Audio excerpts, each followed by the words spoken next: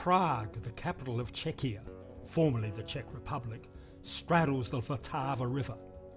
We'll begin our exploration on the eastern side of the river, in the oldest part of the city, Staré Mesto. The old town square is to Prague what Piazza San Marco is to Venice, and like San Marco it is always filled with tourists. Occupying a significant amount of the square is this monument to Jan Hus, a 14th century priest who rebelled against the Catholic Church and was eventually burned at the stake for that impudence. His followers, known as Hussites, led the Bohemian Reformation that following his death dominated religion in this region for 200 years, till the Habsburgs took over and returned the country to the fold of Catholicism for the next 300. This beautiful Baroque cathedral is currently used as a concert hall by the Hussite Church. In another corner of the square we find the old town hall, built in 1338. The astronomical clock tells not only the time, but also the positions of the sun and moon in the sky, and other astronomical details.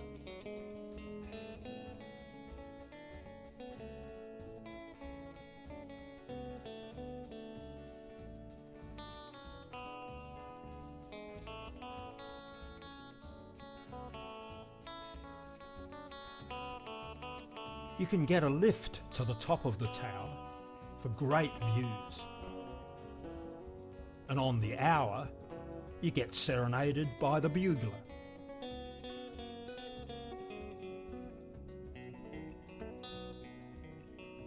This rather sombre Gothic church took from the mid-14th to early 16th century to complete.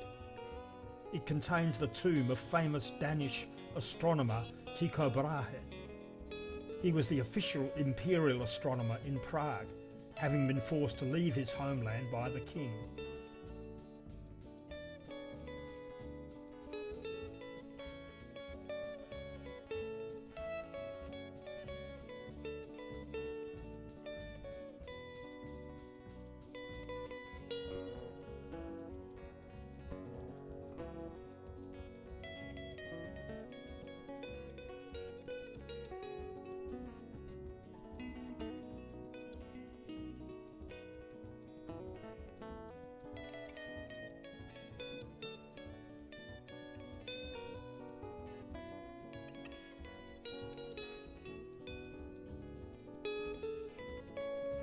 This magnificent Art Nouveau building houses Smetana Hall, a celebrated concert venue.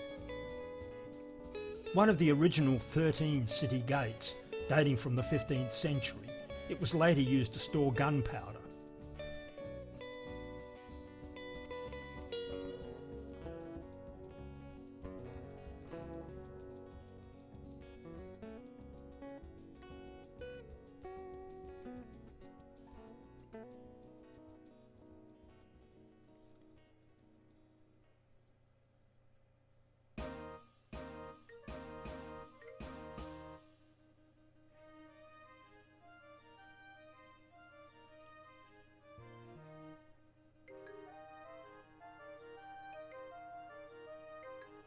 Not far from the old town square is the Jewish quarter, Yosefov. Originally a walled ghetto where Jews were forced to live, it remains the best preserved collection of Jewish buildings and artefacts in Europe. And this is partly thanks to Adolf Hitler, who wanted to preserve Yosefov as a museum of an extinct race, and had artefacts from all over Europe brought here.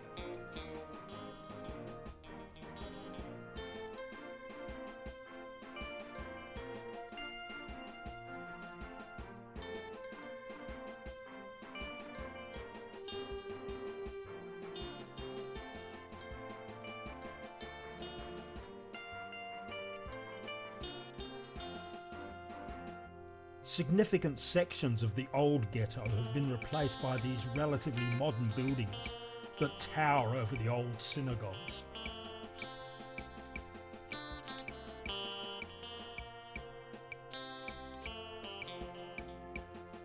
The new town was originally built in the 14th century, just outside the city walls. but most of the buildings here now are much more recent.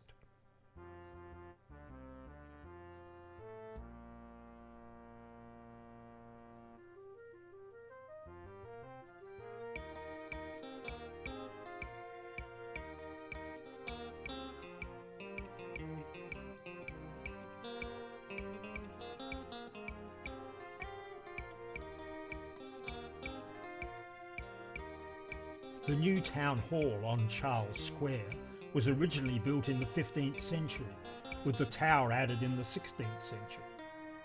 With many more recent additions, it's an odd mix of architectural styles. Also on Charles Square is this richly decorated Baroque church.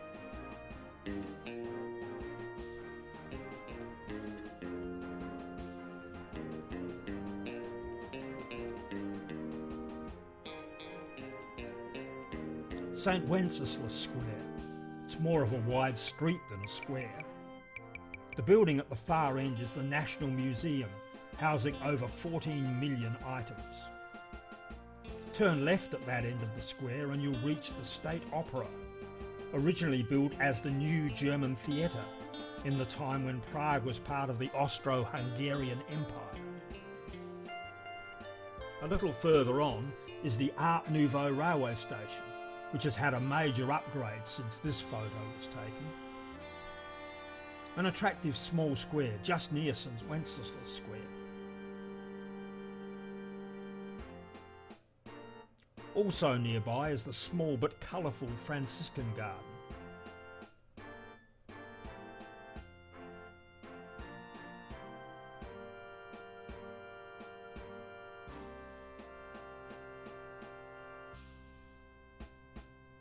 Currently home to the Czech Philharmonic Orchestra and a modern art gallery, the Rudolfinum contains one of the oldest concert halls in Europe.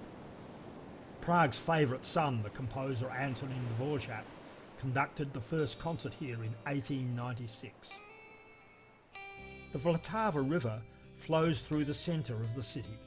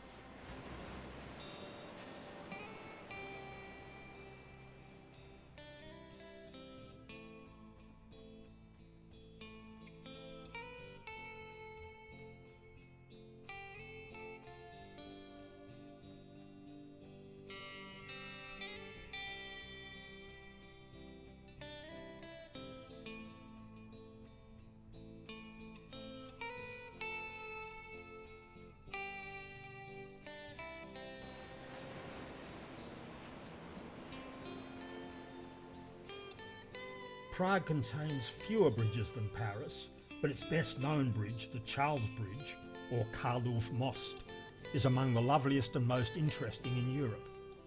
Construction began in 1357, and the bridge was completed in the early 15th century. Until 1841, it was the only crossing of the Vltava River.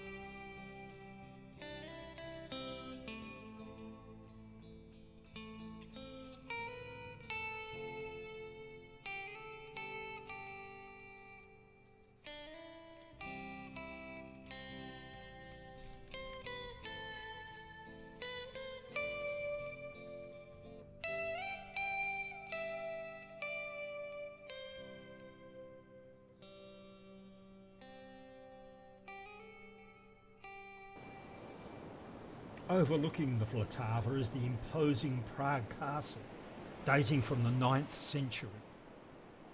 More like a small fortified town, It is the largest ancient castle in the world, with an area just under 70,000 square metres. It is the official residence and workplace of the President of the Republic.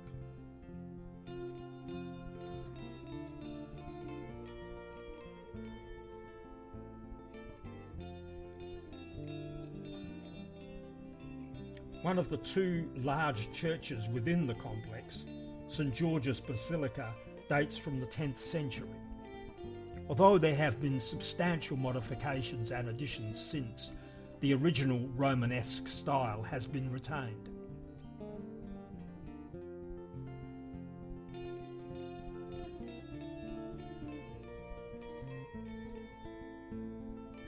The Gothic St Vitus Cathedral is the largest church in Czechia and the seat of the Archbishop of Prague. Its full title, since 1997, is the Metropolitan Cathedral of Saints Vitus, Wenceslas and Adalbert. Not as old as St George's Basilica, construction of the present cathedral began in 1344. The cathedral contains the tombs of Bohemian royalty and nobility, as well as a number of saints.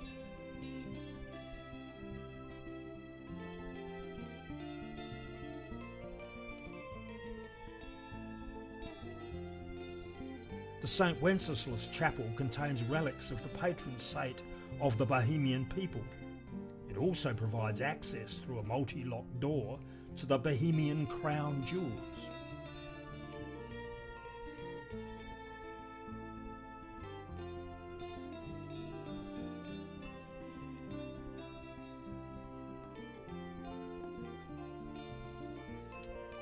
This window, depicting St Wenceslas as a boy, was designed by the famous Art Nouveau artist Alphonse Mucha.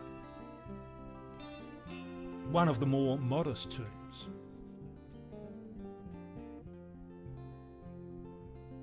Taking its name from the goldsmiths who lived here in the 17th century, the Golden Lane is a picturesque collection of houses built into the castle wall.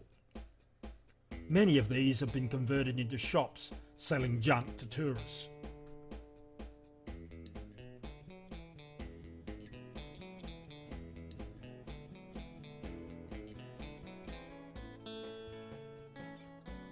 But some of them have interesting stuff inside.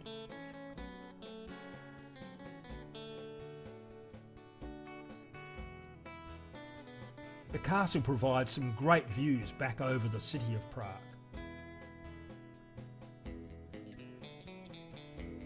Mercy.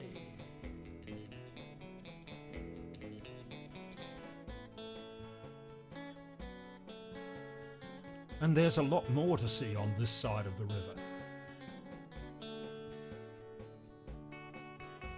The Schwarzenberg Palace houses the National Gallery, while this lovely palace houses the Italian Embassy.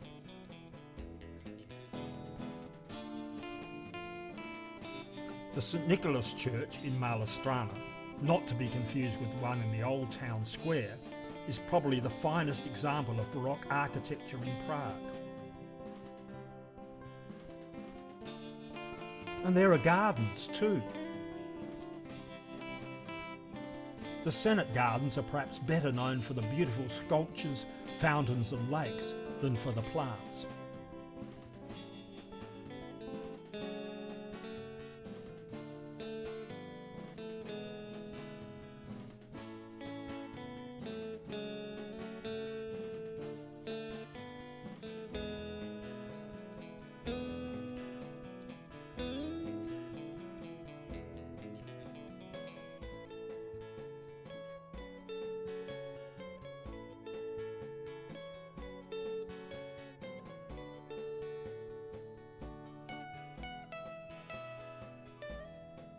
And then there's this.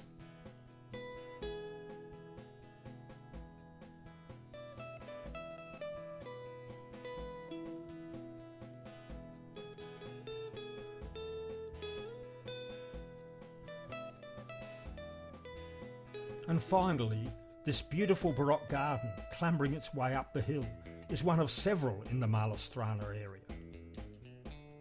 You can get married here, if you can afford it.